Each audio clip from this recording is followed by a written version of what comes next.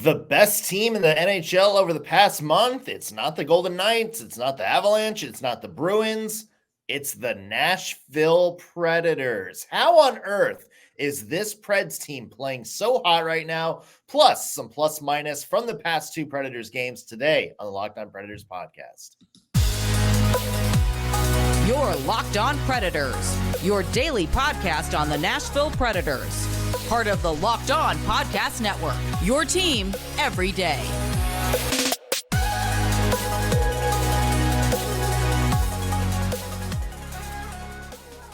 Thank you for making the Locked On Predators podcast your first listen of the day. Every single day, we are your free daily Nashville Predators podcast, part of the Locked On Podcast Network, your team every day. As always, want to give a special shout out to our loyal Locked On Pred heads, the everydayers who tune into every single show. Love you guys. We appreciate all the support you give us week in and week out. I'm Nick Morgan. I'm a writer at Penalty Box Radio, and I have a partner in crime. You do. I'm Ann Kimmel. I'm a writer at the Hockey News. Today's episode is brought to you by Game Time. Download the Game Time app, create an account, and use code LOCKEDONNHL for $20 off your first purchase. And the Nashville Predators beat the Carolina Hurricanes on Friday. They did. Wild 6-5 win. Then they turn around, come home, beat the Washington Capitals. A less wild win, but still a nice 3-1 win. It seemed more like a good hockey win all around.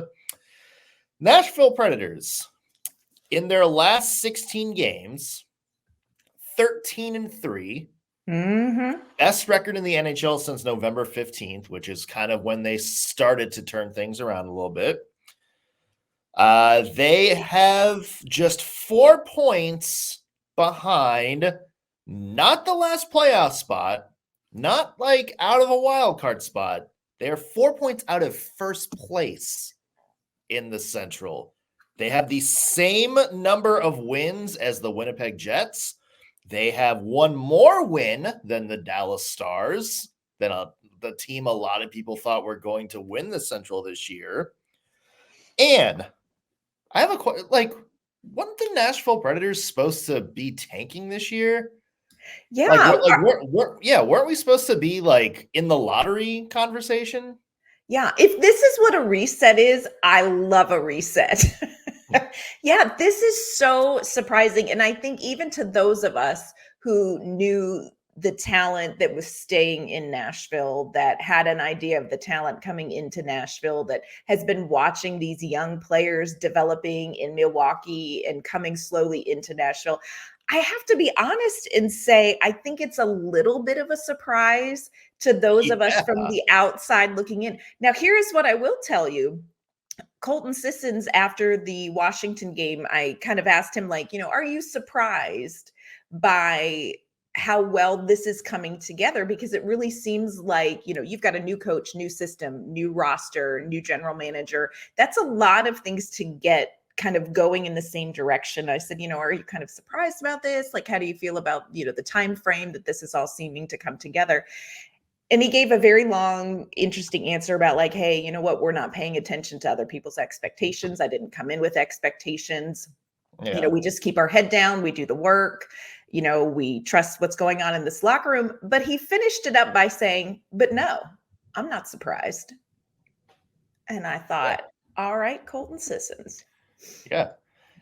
And to me, and the biggest, I think, thing for the Nashville Predators is this is the first time in a very long time, probably since late 2021, the beginning of that 21-22 season, in which the Predators were at one point the best record in the Western Conference. We don't need to talk about how it ended, but at one point they were the best record in the Western Conference.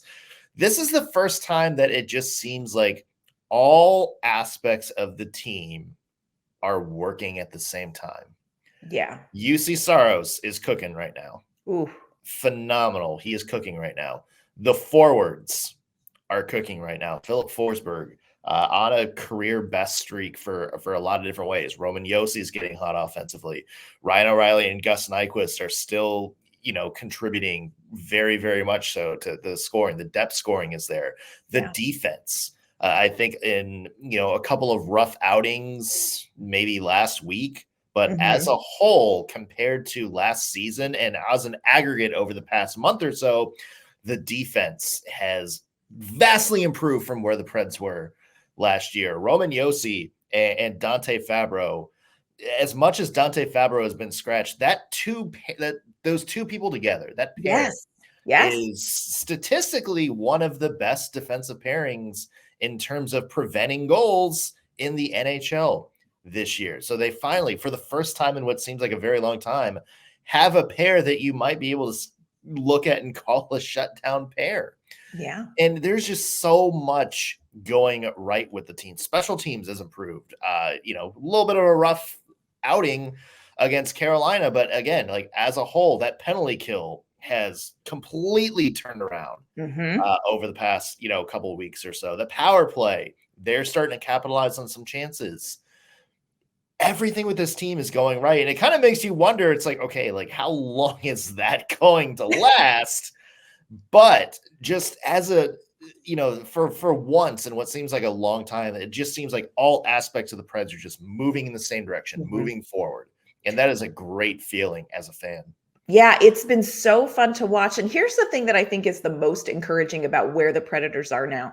Like you said, we have seen improvement from the beginning of the season to where the Nashville Predators are now. You see them making reasonable, sustainable, incremental improvements that you're seeing more consistently in their game. But there are also still more areas where they could improve and get even better. Yeah. You think about players like Luke Evangelista. You think about, let's get Kiefer Sherwood back. He missed 2 games with an upper body injury. Let's get him back. Let's get Tommy Novak back up to speed. When Cody Glass is healthy and has time to develop chemistry with some line mates, what is that going to do? I agree, with what you said about Roman Josi and Dante Fabro. And Dante Fabro is a healthy scratch sometimes. So when you get your defensive pairing situated, what is that going to do for this team? Because they're still focused on areas of improvement. They're not focused on, hey, look at us. We are 13-3. We have the best record in the last month in the NHL. They're just so internally focused on like, what do we need to be doing better, that it makes me feel like it's not lightning in a bottle. They're really making progress. They're making actual progress. And it's not the wizardry of hockey that's causing this, which is encouraging. Yeah. And the key word you said is sustainable. Like this isn't like a weird thing in which, the Predators are getting outshot in 90% of their games and Juuse Saros is making 45 saves a game and you're able to be like, hey, look, hey, the Preds are almost in first place.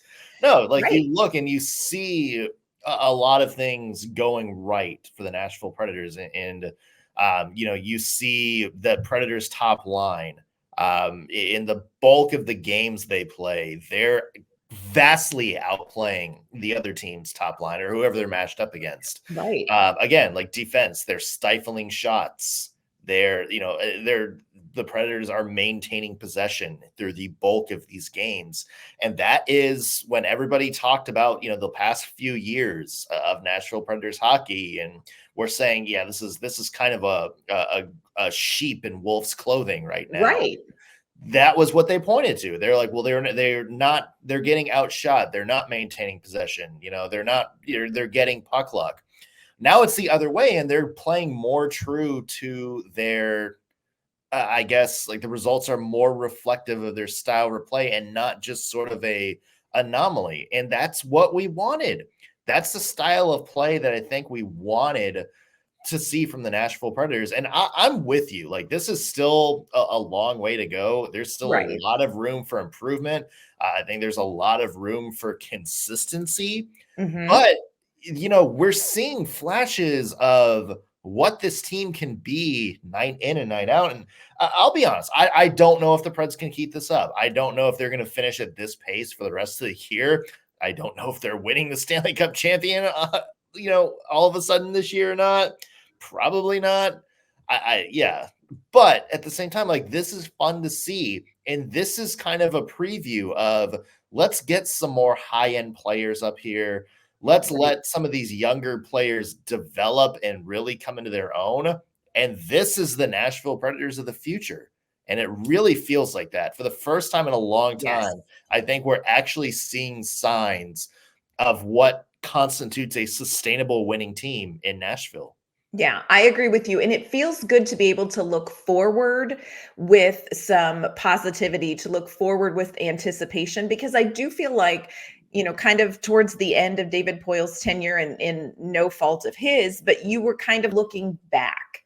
I feel like the last several seasons, you were looking back at the Stanley Cup run, the President's Trophy year, and saying, what do we need to do to get back to that? And this is a new chapter, and it's exciting to be able to look forward and say, you know what, 2-3 seasons from now, there's still a lot to be excited about when it comes to this Nashville Predators team. But there's a lot to be excited about this season still. I mean, this is some really fun hockey. This is hockey where it feels like when the Nashville Predators hit the ice, anything can happen. Now they're going to have to work real, real hard. But you've seen over these last 2 games over this weekend, they're back-to-back against Carolina and Washington. This is a team that can put some things together, and it's been really exciting to watch. 100%. So what specifically has been working for the Nashville Predators? We got a Monday edition of Plus Minus to tackle that in just 1 second. First, I want to mention today's episode brought to you by Game Time. It's the holiday season. A lot of you may be going home for the holidays and want to catch a hometown Nashville Predators game at Bridgestone Arena, or maybe you want to surprise somebody in your family with tickets to a game. If you are either of those scenarios, you need Game Time. Game Time is the ticketing app that gives you complete peace of mind with your purchase. You can see the view from your seat before you buy, so you know what to expect when you arrive, especially if you're buying tickets to something in a venue that you've never really been before. That's really helpful because you can see the sight lines, make sure you're not stuck behind a giant pole, and the all-in prices show your total up front, so you're not getting slammed with hidden fees when you hit checkout. You know what your tickets are worth the minute you add them to your cart. They're obsessed with finding ways to help you save money on tickets. Game Time has deals on tickets right up to the start of the event, sometimes even an hour after it starts. So it's the place to find last-minute seats. So if you want to add a special concert or sporting event to your holiday list this year, take the guesswork out of buying those tickets with Game Time. Download the Game Time app, create an account, and use code LOCKEDONNHL for $20 off your first purchase. Terms apply. Again, create an account and redeem code LOCKEDONNHL for $20 off. Download Game Time today. Last-minute tickets, lowest price, guaranteed. All right, and there's been a lot of ups and downs for the Nashville Predators over the past week, so it seems like a good time to bring back the Monday Plus Minus. This is where we go through the past week of Predators hockey, give pluses to players and things that we like that are on a hot streak.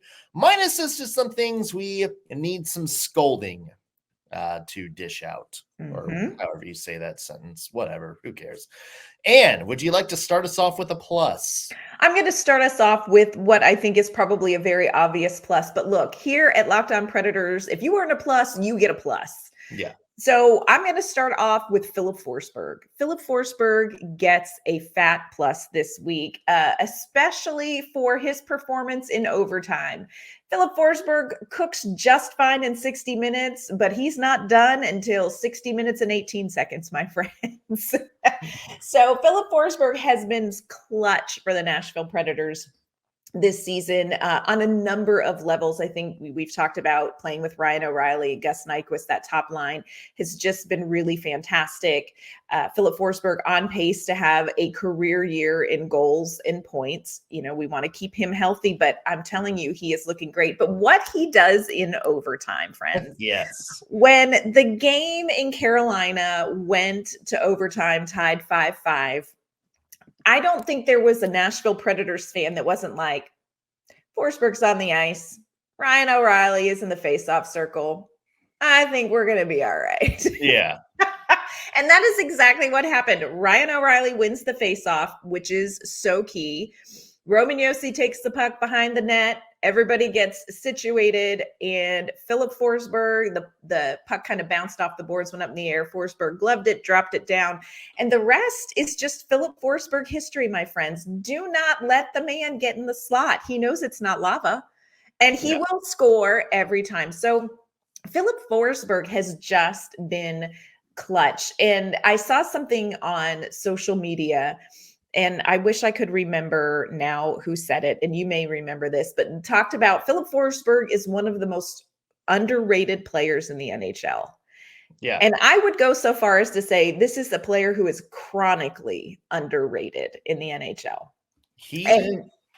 And I love that we are seeing exactly who he is. We're seeing exactly why David Poile said, I can build an offense around this guy. Yeah. And now everybody else is in on the party. Yeah. You mentioned him being criminally underrated. On pace this year, 43 goals, which would top his career high by one that he set a couple of years ago. 95 points, which would be a career high. I do think he's criminally underrated. You mentioned that overtime goal. He's now the Predators' all-time record holder for overtime game-winning goals, passing David Legwand, that legend. If he keeps this up, let's say the Nashville Predators, this team, gets into the playoffs. Like, let's say they win the division or something like that, or something crazy, finish second place, but they're a 100-point team, like right there with everybody else. Let's say Filip Forsberg bucks the trend a little bit and gets 100 points. He's in contention for MVP, Ann. Yeah. Really, if you're looking at the definition of most valuable player, what Filip Forsberg's been doing for the Nashville Predators this year constitutes that, I think. Wow. And some of these wins don't happen without Juuse Saros bailing them out and maybe some, other players stepping up. But Filip Forsberg is carrying this team to a projection that no one thought they would ever be in at this point in the season. So look, I get that there's going to be some higher scores out there. I know although he's having a great scoring season, not as high as, McDavid's and Kucherovs of the world. I get that. But he gets 100 points, and the Nashville Predators are where they're at the end of the year. You have to put him in the hard conversation. Yes. 100%. Agreed. Yeah. And I am giving another big fat plus to somebody who has not had a easy time in Smashville this year, and that's Phil Tomasino. Let's go. Yes. This was a player who I think has been, I'm trying to think of maybe the best way to say this. Maybe people are starting to worry about Phil Tomasino a little bit. Let's put it like that. Yeah. Had that big year, that big rookie year, 32 points in, 76 games, went to the minors last year. I think that surprised a lot of people, but came back strong at the end of the year. And I think a lot of people were thinking, okay, this is Tomo time. Yeah. Instead, he has been a perennial healthy scratch. He has really had trouble finding consistent ice time. It seems like, it's Andrew Brunette has had nothing but nice things to say about him and has loved the way he works. But Andrew Brunette has also mentioned he probably needs some work here and there. I think this was the first time that I think we were actually worried about maybe Thomasino's path. But he has, in his last two games, he's scored a goal against Washington. He got an assist against Carolina. So he's starting to build something. Yeah. A little bit. And I think that's important for a player like Thomasino to actually see some form of, I guess, visual success. Right. And I think that's been important for Thomasino. And he's starting to get that. And it's funny because when he's been out on the ice, offensively, especially these past two games, you see flashes of the player that I think he becomes. He's got such good vision with the puck. We did it last week when we were kind of talking about our best passer and all-star game competition and stuff like that. We were saying Thomasino might be one of the best passers on the team, like just best pure passers. And it's just, we need the rest of his game to round up. And maybe, his success over the past 2 games, maybe a sign that that's on the way. Yeah, I would agree with you. Phil Tomasino is a plus for me too. Here's what I love about the conversations that Andrew Brunette has had about Phil Tomasino, especially in the game against Washington, where Thomasino got that breakaway goal. He's generated some great chances in Carolina. He had probably 3 quality chances and just couldn't bury them. And Andrew Brunette was saying, this is somebody who's getting looks, and I love that he was rewarded for it. But Andrew Brunette also was pretty transparent about the kind of the process with Phil Tomasino this season. And he talked about the fact that he wasn't playing up to my expectations. And I love that Andrew Brunette says there is more to your game, and I want to see it. And Andrew Brunette said, I'm so proud of him because he did the work. And we talk about Ryan O'Reilly, first on the ice, last off the ice. Who else is first on the ice? Phil Tomasino. He has put in the work. He has really taken a tough situation, especially for a younger player who, like you said, his rookie season had some great success. And he has just said, okay, this is what your expectation is. I'm going to work up to that. And he's doing that. And so kudos to Thomasino. Look, I'm just throwing it out there. I'm not mentioning any names, but perhaps there was another player sometime on the Predators roster, maybe, who was told, hey, we would like you to work on this particular aspect of your game. And maybe he didn't apply himself like Phil Tomasino did and found himself on waivers. I don't know. But, Phil Tomasino took a tough situation and said, okay, you want more from me? I'm going to make sure I find that. So kudos to him. And of course, is talking about Ville Peltonen from all the way back in. Something like that. Yeah. One thing that happened at the end of this Washington game that I think deserves a big ol' minus. Plus, we'll end with another plus. We'll do that in just 1 second. First, want to let you know today's episode is brought to you by FanDuel. As the weather gets colder, friends, the NFL offers stay hot on FanDuel. Right now, new customers get $150 in bonus bets with any winning $5 moneyline bet. That is $150 if your team wins. So if you've been thinking about joining FanDuel, there is no better time to get in on the action. This app is so easy to use, and there's a wide range of betting options that you can choose from, including spreads. You can do player props, over-unders, and more. So visit FanDuel.com/locked-on and kick off the NFL season. FanDuel, official partner of the NFL. All right, Ann. It's not all sunshine and rainbows. Let's give a minus, shall we, to, let's call them unwritten rules. Okay. In the NHL. So I think you and I kind of had the same thought here. At the end of the Washington game, Tommy Novak puts the puck in the net after the whistle expired. It's not like he reared up and took a massive slap shot at Charlie Lindgren after the whistle blow, but it seemed more like a chaos in front of the net. He tapped it in. Buzzer had kind of sounded by then. Washington, I don't know who it was. I believe it was Nick Jensen. I think it was. Skates over and does, takes his stick and kind of yeets Novak's legs forwards. Novak falls backwards, tumble on the ice. Kind of chaos ensues, but, a lot of people point that out and go, hey, that's kind of a dick move. And Novak fell backwards, could have hit his head. That's kind of the same as a slew foot. That's why we don't keep slew foots out. Right. The response was, oh, well, Novak shouldn't have shot the puck. That's an unwritten rule. Yeah. If you don't want to get clowned after the whistle, don't do that. And, even maybe it was a dangerous thing and maybe something could have happened, but hey, Novak should know better not to do that. Okay, so by that logic, Ann, take it home. Nick Cousins should have known better not to hit Eric Gudbranson from behind. Take it home. The Ottawa Senators shouldn't have known better not to go after Detroit's captain and hit their captain in the head. because that's a big rule. You don't go after somebody's captain unless you want to get your ass kicked. Right. So which unwritten rules are we enforcing? And to what extent do they get a pass? Like, to what extent is retaliating okay? Like, what's the line? Yeah. And I also think in this scenario, let's back up a little bit. Because if you recall, with maybe 12 seconds left, Cody Glass got the puck, was headed towards the empty net. And while it was whistled and called a, what was it, a hooking, Yeah. it was really two guys tackling a player.